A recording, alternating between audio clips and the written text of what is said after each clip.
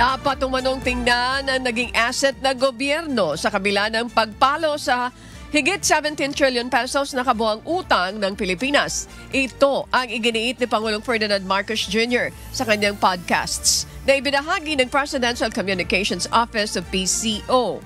Ayon sa Pangulo, hindi ito absolute number. Nangangahulugan na mayroon na patunguhan ang pondo na ginamit sa mga proyekto ng pamahalaan. Tiniyak naman ng Pangulo na mayroon sapat na pondo ang gobyerno sa lahat ng mga programa nito basta naaayon sa tamang paggastos. It's not an absolute number. Like any corporation, may balance sheet yan. The balance sheet has assets and liabilities. Pag tinitignan lamang yung utang, tinitignan lang yung liabilities. Tignan nyo yung asset. Dadagdagan yung asset natin.